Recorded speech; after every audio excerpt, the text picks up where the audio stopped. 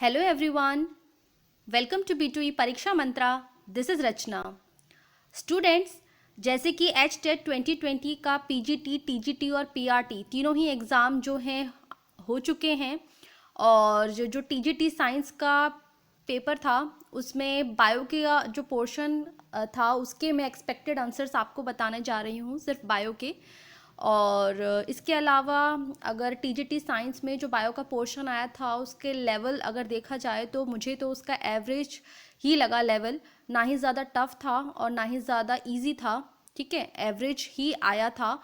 और ठीक है, जो क्वेश्चंस आए थे उसके एक्सपेक्टेड आंसर्स देख लेते हैं. बाकी फाइनल आंसर की जब आएगी वो तो आएगी ही, लेकिन एक्सपेक्टेड जो आंसर्स हैं वो तो आपको बता ही सकते हैं. तो ठीक है, स्टार्ट करते हैं कि किस तरह के जो क्वेश्चंस आए थे और उसके आंसर्स क्या होने चाहिए थे. ठीक है, सो द फर्स्ट क्वेश्चन जो बायो से आया था that is a food storing plant part in onion is. Onion का फूड स्टोरिंग पार्ट आपको बताना था. ऑप्शन दिए थे root, stem, leaves and fruit. So students, इसका जो करेक्ट आंसर होगा वो होगा option third, leaves. Food storing plant part in onion is leaves. Next question जो बायो का था that is in an angiosperm the free nuclear division takes place during the formation of which of the following. ठीक है, free nuclear division जो है angiosperm में कब होता है? ठीक है, जब गैमेट फॉर्मेशन होता है तब होता है free nuclear division. Second option flower formation में, third endosperm and fourth is embryo. So student, इसका जो सही आंसर होगा that is option third, endosperm. ठीक है, एंडोस्पर्म फॉर्मेशन में एंजियोस्पर्म में फ्री न्यूक्लियर डिवीजन होता है. Next question, negative geotropic roots of mangrove plants are. ठीक है, मैंग्रोव प्लांट्स में जो रूट्स हैं वो नेगेटिव जियोट्रॉपिक जो फिनोमिना है उसको शो करती हैं. मतलब वो रूट्स की सॉइल की डायरेक्शन में मूव करने के बजाय ऊपर की तरफ जो है ग्रोथ शो करती हैं मैंग्रोव प्लांट्स की रूट्स. तो उन रूट्स को क्या कहा जाता है? Coralloid roots, assimilatory roots, hygroscopic roots या pneumatophores. So students, mangrove plants की जो रूट्स नेगेटिव जियोट्रॉपिक मतलब ग्रेविटी के डायरेक्शन में ना ग्रोथ करके अपवर्ड ग्रोथ करती हैं, उन रूट्स को कहते हैं ऑप्शन फोर, नोमैटोफोर्स. ठीक है, सो इसका जो करेक्ट आंसर होगा that is pneumatophores. Next, taxonomic studies based on DNA are part of. ठीक है, टेक्सोनॉमिक स्टडी जहाँ डीएनए के ऊपर जो बेस्ड होती है दैट इज वो किसका पार्ट है? कैरोटेक्सोनॉमी का. Second option chemotaxonomy, third cytotaxonomy and fourth alpha taxonomy. So इसका जो करेक्ट ऑप्शन होगा students that is option second, chemotaxonomy. ठीक है, कीमोटेक्सोनॉमी में डीएनए सीक्वेंस या डीएनए को कंसिडर किया जाता है. ठीक है, नेक्स्ट देखते हैं, if Henle's loop were absent from mammalian nephron. Mammalian nephron से हैंडलेज लूप को अगर एब्सेंट कर दें तो which of the following is to be expected. क्या एक्सपेक्ट करेंगे हम? The urine will be more concentrated, first option. Second, the urine will be more diluted. Third option, there will be no urine formation. and fourth, there will be hardly any change in the quantity or quality of urine formation. So student, देखो, handless loop का function है urine को concentrate करना. जब handless loop को absent कर दिया जाएगा मैमिलियन नेफ्रॉन से तो यूरिन क्या होगा? कंसंट्रेटेड होने की जगह यूरिन होगा डाइल्यूटेड. सो ऑप्शन सेकंड जो है वो सही होगा मेरे अकॉर्डिंगली. तो the urine will be more diluted. ठीक है, सो ऑप्शन सेकंड जो है मेरे अकॉर्डिंगली यही आंसर करेक्ट होना चाहिए. ठीक है, नेक्स्ट है, which of the following plant is a dicot. ठीक है, डाइकॉट प्लांट बताना है आपको. ऑप्शंस दिए गए थे bamboo, banana, wheat and Congress grass parthenium. So students, इसका जो करेक्ट ऑप्शन होगा वो होगा that is Congress grass parthenium, क्योंकि बैम्बू, बनाना और वीट जो है वो मोनोकॉट में आते हैं और कांग्रेस ग्रास पार्थीनियम जो है वो डाइकॉट में आता है. सो ऑप्शन फोर्थ जो है वो करेक्ट होगा. ठीक है, Congress grass parthenium. Next question, the structural and functional unit of discovered by Robert Koch, Robert Hooke, Charles Darwin and Robert Boyle. ठीक है स्टूडेंट, तो जो सेल है वो डिस्कवर्ड किसने किया था, ये तो बहुत सिंपल क्वेश्चन आया था और इसको स्ट्रेट फॉरवर्ड इसका आंसर है कि सेल को डिस्कवर किया था रॉबर्ट हुक ने। सो ऑप्शन सेकंड जो है वो करेक्ट होना चाहिए और होगा ही ऑप्शन सेकंड, नो डाउट। ठीक है, नेक्स्ट क्वेश्चन जो है that is the rice water turns blue black on addition of a few drops of iodine solution. ठीक है, जब हमने आयोडीन सॉल्यूशन जो द राइस वाटर जो है वो ब्लू ब्लैक हो जाता है जब हम उसमें आयोडीन सॉल्यूशन ऐड करते हैं। ठीक है, तो ये क्या इंडिकेट करता है, presence of fat, cholesterol, complex proteins और स्टार्च। तो ये भी क्वेश्चन बहुत इजी है स्टूडेंट्स, ये मैंने आपको पढ़ाया भी था। ठीक है, ये टॉपिक मैंने आपको कवर अप भी किया था। ठीक है, इसका जो सही आंसर होना था that is option fourth, starch. ठीक है, ब्लू ब्लैक कलर आता है आयोडीन के साथ, वो आता है सिर्फ और सिर्फ स्टार्च का। ठीक है, so the answer is fourth, starch. Next, malaria is caused bye, ठीक है, किस वजह से होता है। ऑप्शंस दिए गए थे, plasmodium, female anopheles mosquito, third culex mosquito and fourth is virus. So इसका जो सही ऑप्शन है स्टूडेंट, इसका भी बिल्कुल सिंपल आंसर है। इसका जो आंसर है that is option first, Plasmodium से मलेरिया होता है, जबकि फीमेल एनोफिलस मॉस्किटो जो है वो वेक्टर की तरह काम करता है, स्प्रेड करने का काम करता है। ठीक है, लेकिन जो होता है मलेरिया वो होता है प्लाज्मोडियम से। ठीक है, तो malaria is caused by plasmodium, so option first is correct. Next question, a bio fertiliser used in paddy field is, paddy field में बायो फर्टिलाइजर कौन सा इस्तेमाल किया जाता है। Options are, first azolla pinnata, second bacillus thuringiensis, third rhizobium meliloti and fourth is thermus aquaticus. So इसका जो answer होगा स्टूडेंट्स वो होगा ऑप्शन फर्स्ट, एजोला पिन्नाटा। ठीक है, is a bio fertiliser which is used in paddy fields. Next, chlorophyll is absent in, chlorophyll किस में absent है। Options first lichen, second alga, third fungi and fourth is bryophytes. So student इसका जो answer होना है that is option third, fungi में जो है क्लोरोफिल एब्सेंट रहता है, लाइकन, एल्गी और ब्रियोफाइट्स में क्लोरोफिल प्रेजेंट होता है। So option third is correct, fungi. Next question, which one of the following is are false, आपको फॉल्स स्टेटमेंट ढूंढना है, फाइंड है। ऑप्शन ए आपको दिया हुआ है, fibroblast store food in adipose tissue, third Nissl granules are found in the granulocyte, third blood platelets are formed from macrophages and the serum globulin acts as an antibody.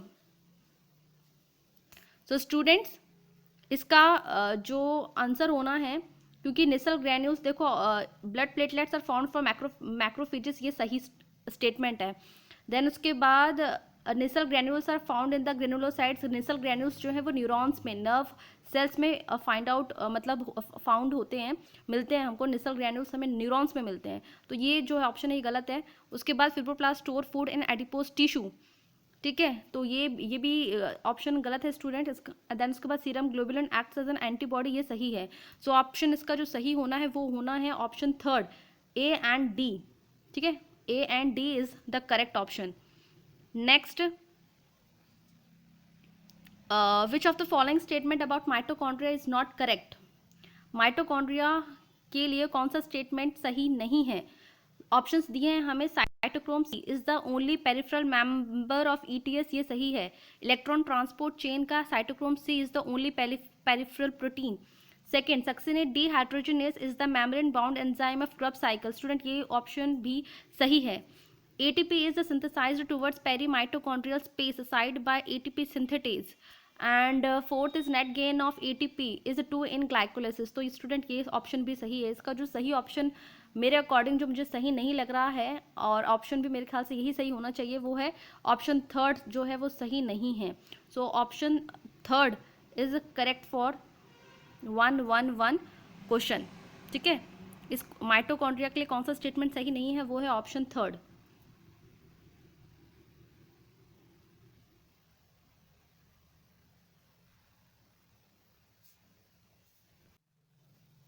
Next question, one horn rhinoceros is a conserved species at, one horn rhinoceros जो है वो कहाँ reserve conserved है।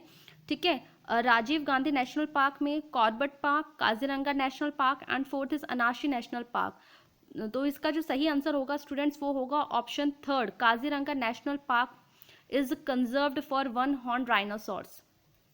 Next, which of the following class of arthropoda have animals with two pair of antenna and green glands? ठीक है, कौन सा arthropoda class ऐसा है जिसमें टू पेयर ऑफ एंटीनास होती हैं और ग्रीन ग्लैंड्स होते हैं? तो स्टूडेंट्स ग्रीन ग्लैंड से हमें पता लगता है कि ऑप्शन जो सही होना है that is crustacea. Option first is correct, crustacea. ठीक है, next question, how many different kinds of gametes will be produced by a plant having the genotype A capital A, capital B, small B and capital C C? तो students इसमें देखो दो ही combination हमें मिलेंगे, A और capital A, capital B and capital C, और एक combination मिलेगा हमें कैपिटल ए, स्मॉल बी और कैपिटल सी। सो स्टूडेंट्स इसमें जो गैमीट्स बनेंगे वो दो ही टाइप्स के बनेंगे। सो ऑप्शन फोर्थ करेक्ट होगा 2। ठीक है, उसके बाद आगे बढ़ते हैं, the non living part of a tomato cell is it's. ठीक है, टोमेटो सेल का नॉन लिविंग पार्ट हमें बताना है। तो chloroplast, nucleus, cell membrane and cell wall. So students जो नॉन लिविंग पार्ट होता है वो होता है cell wall. So option fourth is correct, cell wall. Next, deficiency of which of the following vitamin causes pernicious anaemia? इसका तो straightforward answer है student, pernicious anaemia जो होता है वो होता है विटामिन B12 की डेफिशिएंसी से। So option third is correct, vitamin B12। Next question, urea is excreted by, urea कौन एक्सक्रीट करता है? Frog, adult frog, star fish, land snails और hydra? So students urea is excreted by adult frog. ठीक है, जो larva होता है frog का वो तो एक्सक्रीट करता है अमोनिया, लेकिन जो फ्रॉग अडल्ट होता है वो एक्सक्रीट करता है urea. So option first is correct, urea, sorry frog, adult frog is correct. Next,